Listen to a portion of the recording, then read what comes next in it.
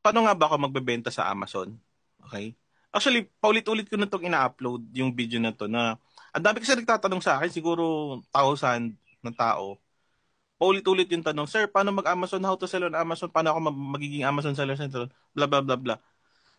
Ulit-ulit ko din sasabihin sa inyo na if you want to sell on Amazon, pag-aralan nyo po. Kasi sa chat, di ko naman po kayang explain sa inyo lahat.